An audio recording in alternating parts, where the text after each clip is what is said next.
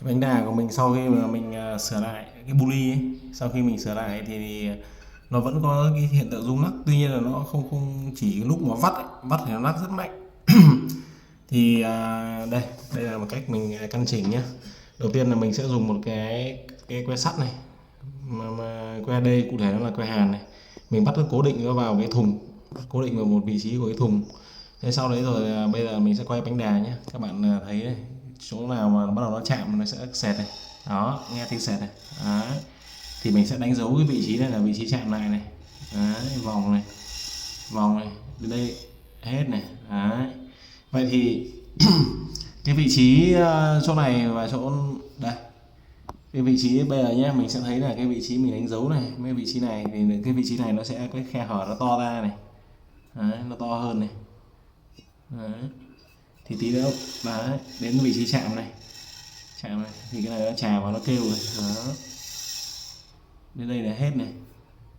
Đấy. Thì bây giờ mình sẽ đẩy mình sẽ nới lại cái ốc này ra. Mình đẩy theo cái hướng mũi tên này. Đấy. Chạm này thì cái cung chạm nó bắt đầu từ đây đến đây, thì mình sẽ lấy ở cái vị trí trung tâm của cái chỗ này là cái mà mình sẽ đẩy xuống này. Mình đẩy xuống để cho cái này nó dịch xuống dưới một chút để nó đỡ chạm, đỡ kêu. Cái này thì để tuyệt đối được thì rất khó nhé, cái này mình chỉ tương đối thôi, cân là làm nào để nó tròn hơn thôi, chứ còn để mà tuyệt đối nó không chạm được thì chắc là sẽ không không không thể làm được nhé. Thì bây giờ mình sẽ lấy cái ốc này ra này, lấy cái ốc này ra, bạn chờ ngược chiều kim đồng hồ nhé. Thế thì sau khi mình chỉnh thử nhé, tức là bây giờ mình quay này, đấy, nó có giảm hơn được một ít thôi nhé, chứ còn nó không không hết được, nó vẫn có cái tiếng sẹt này. Đó, đến vị trí này nó vẫn sẹt này, nhưng mà nó nhẹ hơn rồi. Đấy. Tại sao mình biết nó nhẹ hơn? Bởi vì mình đối diện từ cái chỗ này thì sang điểm này điểm này thì bây giờ nó không rộng lắm, nó chỉ hơi hơi một tí thôi. Đấy. Tuy nhiên là đến chỗ này thì nó vẫn cứ bị này. Thế và mình tháo hẳn cái trục này ra, bây giờ mình tháo hẳn cái ốc này ra, mình thử thì về cơ bản là nó sẽ không. Mình tháo cái ốc này ra này để mình chỉnh xuống thử, nhưng mà cái chỗ này nó không chỉnh được nữa. Đấy, cái bánh này, cái buli của mình nó không chỉnh được xuống nữa đây. Đấy, cái này là đây. Đấy, nó chỉ dịch lên rồi thôi chứ nó không dịch xuống được. Đấy. Chính vì vậy là đây, ví dụ như là mình tay không này nhé, mình thử này. Đấy, thì nó vẫn cứ bị, nó vẫn bị sệt sệt này, tức là chỉnh hết xuống rồi thì nó vẫn bị sệt sệt.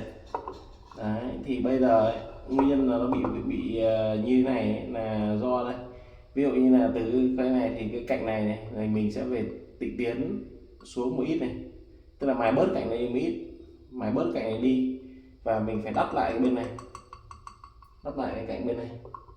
Đây, cạnh bên này đang rộng này. Thế thì bây giờ mình sẽ đánh dấu lại, xong đấy là cái này sẽ cắt bớt đi này, mài bớt đi, mài bớt cạnh này là một này, mài bớt chỗ này nữa là hai này, hai cạnh này sẽ mài bớt này. Thế còn cạnh này sẽ đắp thêm này, đắp thêm thì mình chỗ chữ đây ở đây thêm để nó gắn chặt. Đấy, thì mài bớt cái này đi thì cái này nó khoảng rơi vào khoảng gần gần 5, gần 0,5 mm rồi các bạn. Mình sẽ hạ này xuống một ít này. Thì trước tiên là mình sẽ khả năng là mình sẽ mài, sau đấy là mình sẽ lấy hai cạnh này làm chuẩn, để cái này nó rộng ra nhé, xong mình vặn vào mà mình chỉnh này nó hết kêu ấy. Thế sau đấy rồi mình mới đắp bên này, tức là mình sẽ làm được hai cạnh này chuẩn trước, sau đấy rồi mình sẽ xử lý nốt hai cái này. Cái buli này mình hỏi mua thì không có nhé, có cái có nhưng mà cái vòng này nó không giống như cái này. Kích thước của cái này mình vừa đo này nó là 232, đường kính từ bên này, đường kính từ bên này đến bên này là 232 mm. Đấy thì trong cái lúc mà làm thì mình cũng sẽ vệ sinh luôn cái này, bởi vì cái này thì nhiều bác vào để cái này nó sẽ phát ra tiếng kêu. Đấy, thì mình sẽ lấy giấy nhám này, mình mài bớt cái rìa đi. để cho nó hết cái tiếng kêu ở trên khi mà chạy. Thế còn bây giờ mình sẽ đánh rũa, mình mài cạnh đây, mình đánh dấu này. Cạnh này là 1, cạnh này là 2, mài hai cái cạnh này đi, mài hai cạnh này chuẩn xong rồi bắt đầu là mình mới đắp thêm cạnh này và cạnh này. Đấy, thì lúc đấy là mình sẽ đắp vào để cho nó gắn chặt lại với cả cái côn ở phía trong này. Đấy, bây giờ mình sẽ lấy rũa mình mài qua một chút đấy. Đây, sau này là mình tiếp tục công việc qua nhé. Thì bây giờ mình sẽ rũa bớt cái phần này đi. Đấy. Mình cũng không phải dân cơ khí như nào thử xem nha.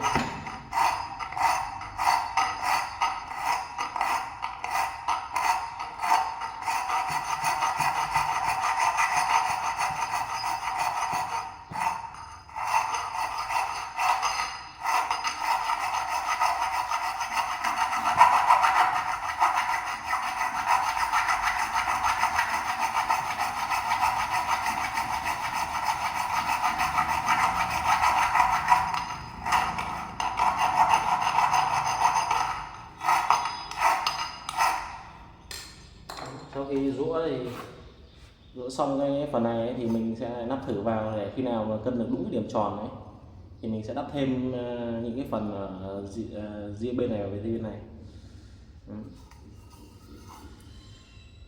Thì mình cứ rũa ít một nhé, xong mình lại kiểm tra. Bây giờ mình lại vào mình nắp mình kiểm tra xem như nào. Đây thì hôm qua là mình mình kiểm tra thì chỗ này này. Đấy, chỗ này nó bị kêu này, chạm này. Đấy, nhưng mà chỗ này là không chạm nữa này. Đấy. Cái chỗ phần này chạm không chạm nữa này. Bây chạm nó lại chuyển vào phần này. Đấy.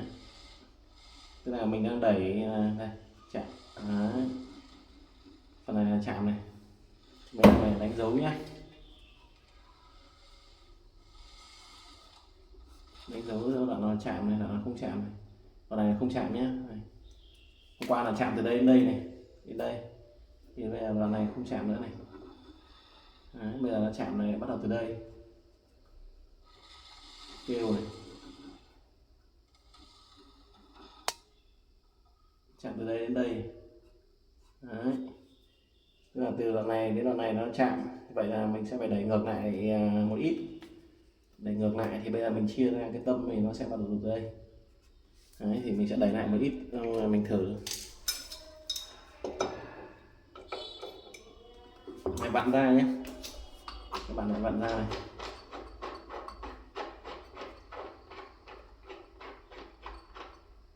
Đẩy lại bên này một ít nha, một ít này. Đấy.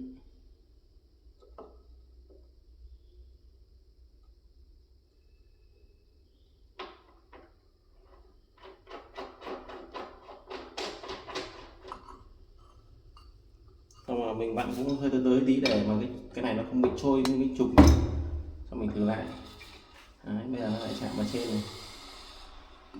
Đoạn này hết chạm này. Đoạn này lại chạm này. Lại chạm vào đây này. Đấy. Để chạm nó bắt đầu từ đây ra đến đây. Đấy.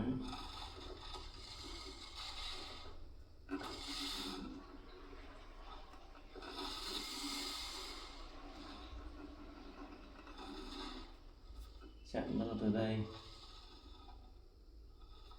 bắt đầu từ đây,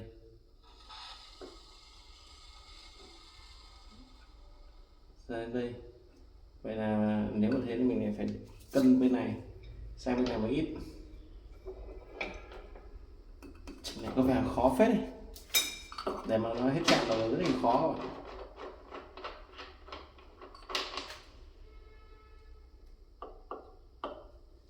Mình lấy một cái làm chuẩn nhưng mà như này là tương đối khó.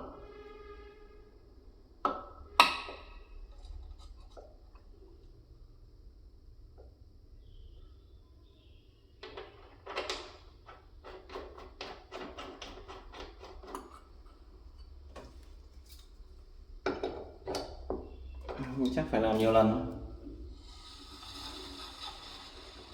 Chạm này cũng chạm, đây chạm gần hết vòng rồi nhé. Thì bây giờ mình sẽ lưng lên em ít rồi.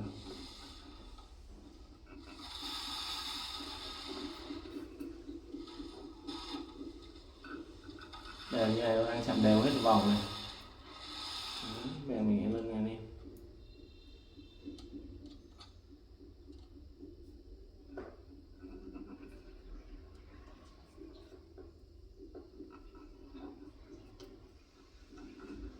Nó hơi quá.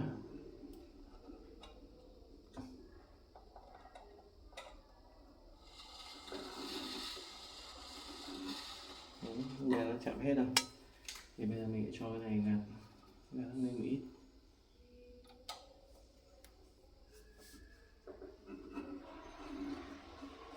Này, khe hở này là của mình chưa đến 1 ni nhé. Đấy. Vậy là cái mức độ như này là cũng tương đối ấy.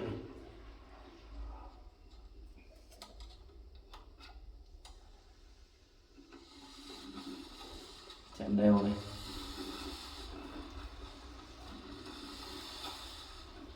Đấy, chạm đều rồi. Thì bây giờ là cơ bản là có một cạnh đã được rồi,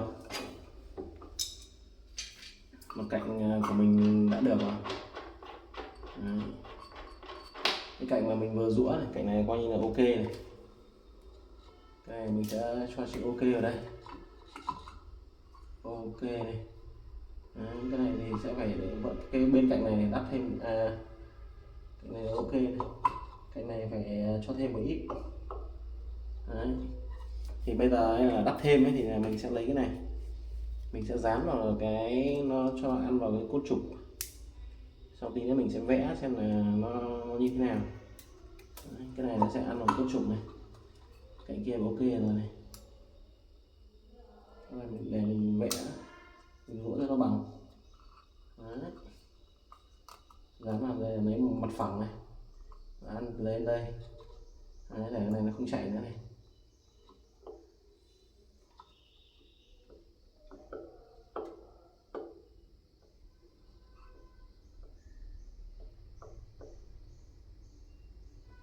Đấy, bây giờ còn cơ bản cái này là sẽ không chảy nữa này, nó sẽ vào này. Đây là mình vặn lại để mình lấy xem là cái theo cái chiều này thì xem là cân đôi hay chia đôi như nào.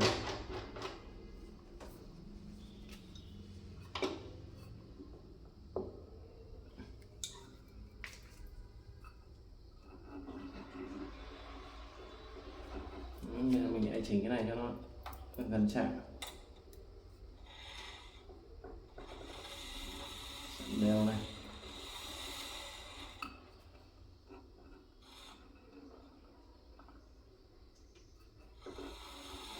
Chạm này. Cả vòng đều chạm nhé. Rồi mình cũng nhấc này lên ít.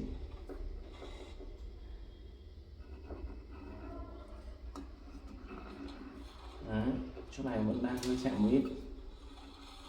Chạm một ít này. Chạm đều nhé. Thì tí nữa mình còn một cái khe rất nhỏ đó, thì cái đấy là sau đấy là mình sẽ xuống mình lắp lại nhé. Đây tâm nhé, thì mình cái nong đen ở phía trong này này.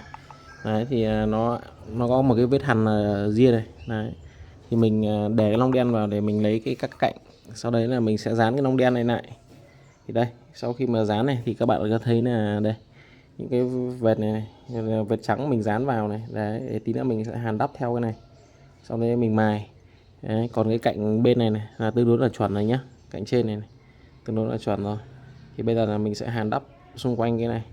Đây, những góc này để cho nó bằng cái mép này. Đây mình có dán một ít cái băng dính này.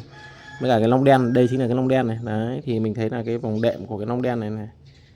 Đây, mình zoom thêm tí nữa này. Đấy. Nó đang bị cái này nó đang rộng hơn rất nhiều. Đấy. Thì bây giờ là mình sẽ hàn đắp, tiến hành hàn đắp nhé. Rồi bây giờ mình bắt đầu tiến hành hàn đắp này.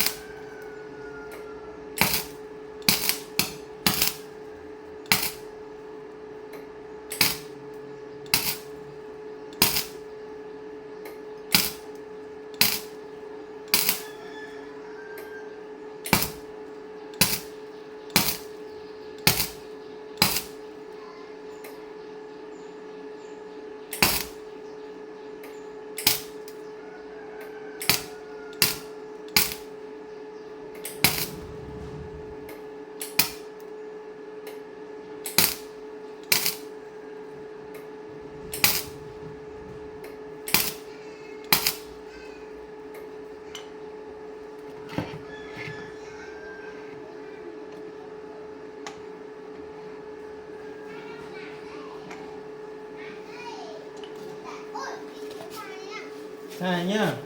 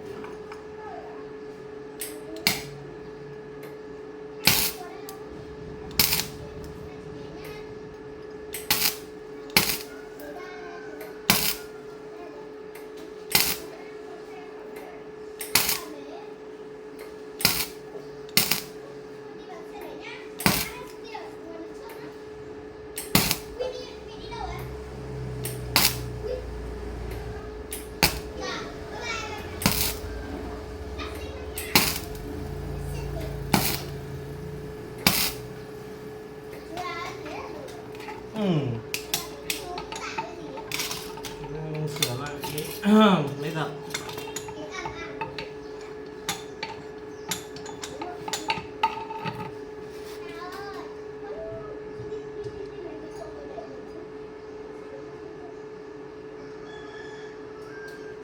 Đấy, mình vừa đắp lại cái phần này nhé. Bây giờ là mình sẽ tiến hành mài cái phần này đi, xong rồi mình đo lại. Mài.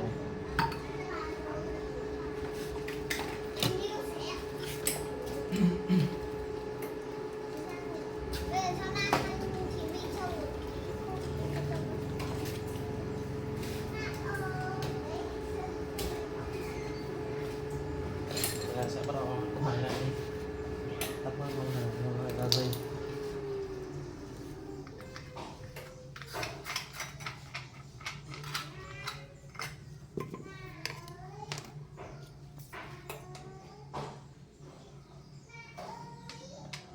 Sửa cái này thì các đòi hỏi các bạn phải khéo tay một chút.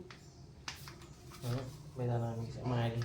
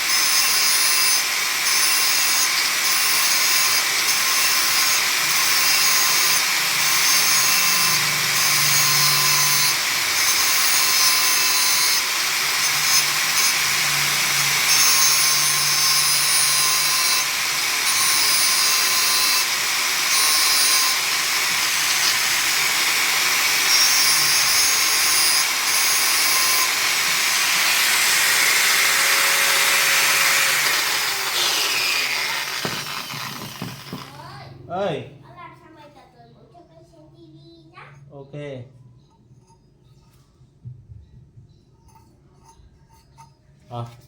Thì đây là mình vừa mới đắp cái phần này xong nhé. Sau khi đắp xong thì bây giờ là mình sẽ lại ép cái nòng đèn lại.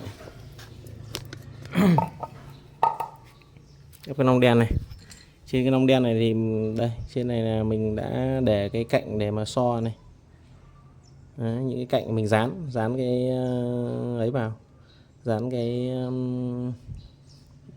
cái loại mà ấy vào để mới là trục lên để lấy cữ. Đấy, xong bây giờ mình sẽ dán cái này vào mặt sau để mình so. Loay hoay vào buổi sáng thì sau khi đắp xong rồi nhá, đắp xong cái bu ly rồi, mình vặn chặt rồi. Đấy, bây giờ là mình thử này. Đấy.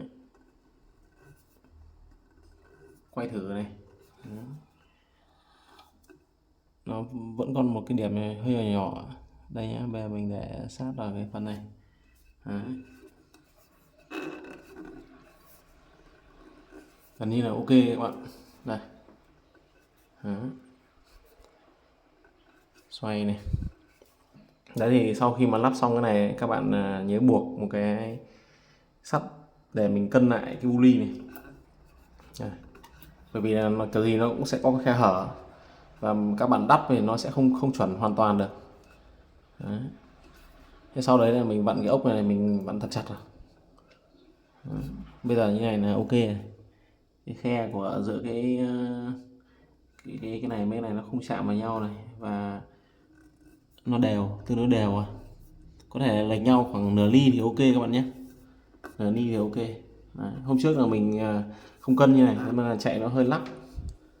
Đấy. Bây giờ là mình sẽ lắp lại cái dây cu loa. Thế sau khi mà lắp xong dây cu loa thì sau đó mình sẽ cho thầy thử lại nhé. Cái này là ok. Bây giờ làm cái này thì nếu mà chuyển động mà nó nhanh ấy, thì các bạn nhớ là phải cân nhé. Mình có thể để cái đây mình dùng cái que hàn để cố định.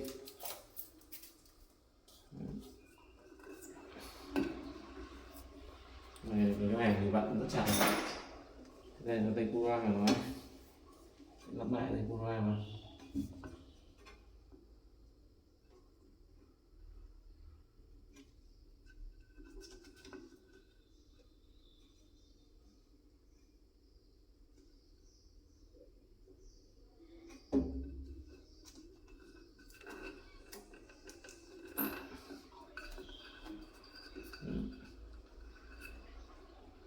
Rồi, tí nữa mình sẽ chạy thử. Bây giờ mình lắp cái đai không rồi, mình chạy thử cái chế độ vắt xem như nào nhé. Dùng rồi cho nó chặt đấy.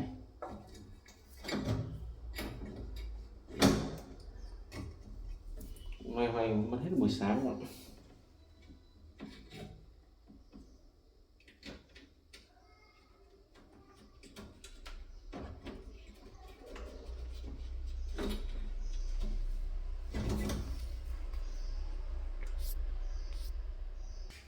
Đây sau khi cân chỉnh xong bu ly này, bây giờ mình cho cũng tương đối đầy quần áo này. Đấy, vào trong lồng giặt rồi. Bây giờ mình sẽ chạy thử cái chế độ vắt xem như nào nhé. Mà đây. Chọn chế độ sấy, chọn chế độ vắt. Và mình định chọn cái chế độ giặt chế độ vắt không, nhưng mà đây cái con này nó không có cái chế độ chọn vắt không. Cuối cùng là mình lại phải giặt thử. Đấy thì bây giờ giặt là đây các bạn có thể thấy cái đồng này nó chỉ hơi rung thôi. Đấy thì trong nữa mình sẽ test thử xem là ở cái chế độ vắt này nó sẽ như thế nào.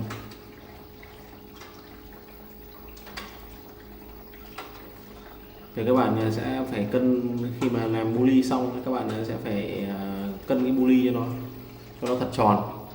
Còn nếu mà cái chế độ giặt này thì nó chạy cái tốc độ thấp thì không sao, nhưng mà chế độ vắt thì cái vòng quay của nó cái này nó rất lớn đấy, nó khoảng 800 đến 1000 vòng một phút, cho nên là nó quay lớn thế thì nó sẽ dễ bị rung lắc. Đấy. Mình sẽ đợi đến lúc mà vắt xem nào. Đây bây giờ đang có tải nhé, sẽ đang có tải rồi.